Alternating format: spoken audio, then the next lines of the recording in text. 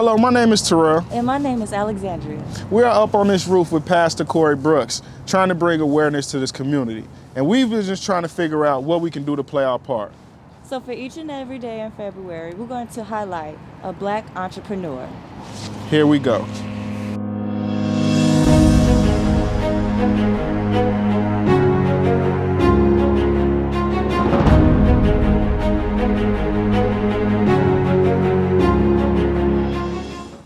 My name is Pastor Corey Brooks. I'm the pastor of New Beginnings Church of Chicago and the CEO of Project H.O.O.D. H.O.O.D stands for Helping Others Obtain Destiny. All right, Pastor Brooks. First, let's start off with, we've been up here for a minute now. Why do you have us on this roof going on, what, 70-some days now? Right now it's day 80. And day 80. And we're here for two reasons. One, to continue to bring awareness to the violence on the south side of Chicago that's very needed. And two, to raise as much money as we possibly can to build a community center on this block called O Block. Where did you get this idea from? So 10 years ago, I went up on the roof of a motel to bring awareness to the violence and also to raise money to purchase the motel and tear it down. And we were successful in doing that. I stayed on that roof 94 days.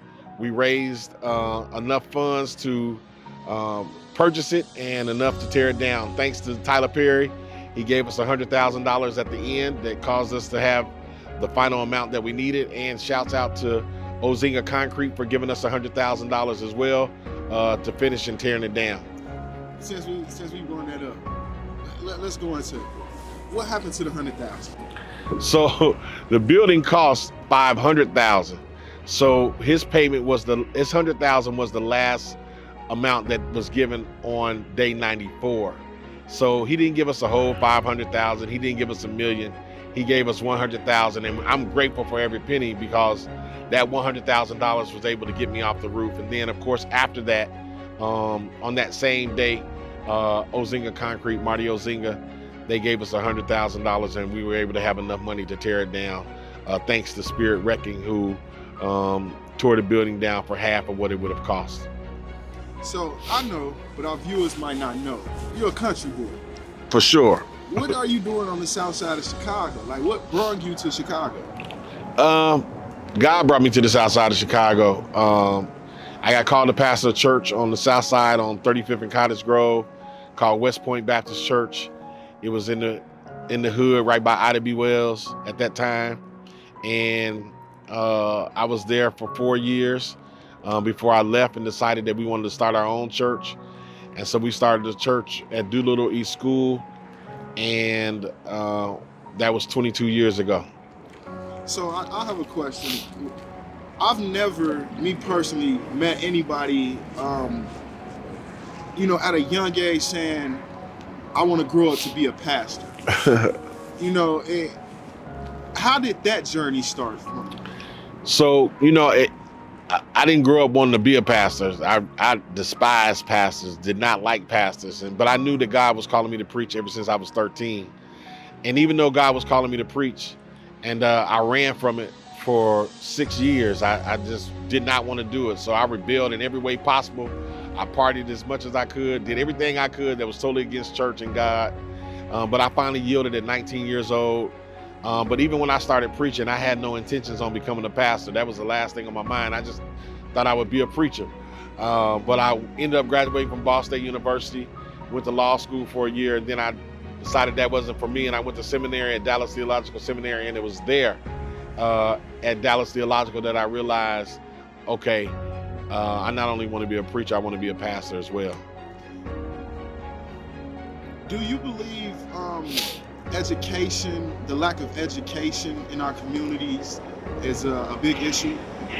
Oh, without a shadow of doubt. I mean, without education, you limit yourself. There's only so much that you can do. If you can't read or have the ability to read, you limit every possibility that you have in being successful in life. And, the reading levels of a lot of kids here in Chicago, not just in Chicago, but in urban places across America, is really poor. And it's not just black kids, it's white kids, it's Hispanic kids. America academically, educationally, you would think that we would be one of the leading countries, but we are so far behind a lot of other countries as it relates to education. And I really do believe that if we can continue down that road, that's going to be one of the things that lead to our demise.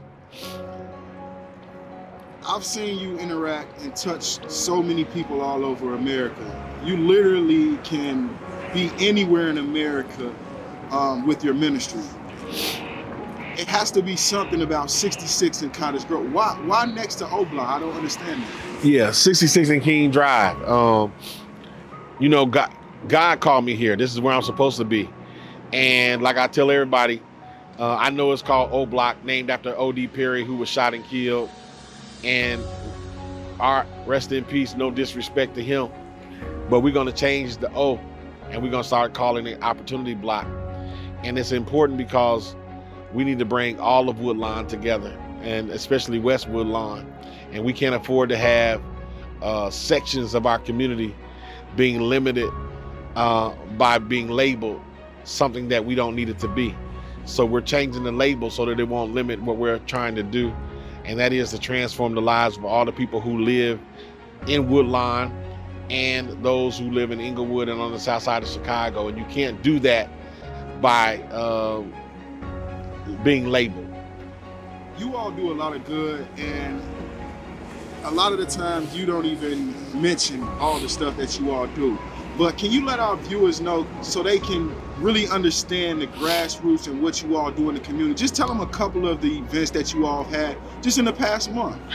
So, during the pandemic, we've been really feeding people lots of food. We've fed over 2 million pounds of food.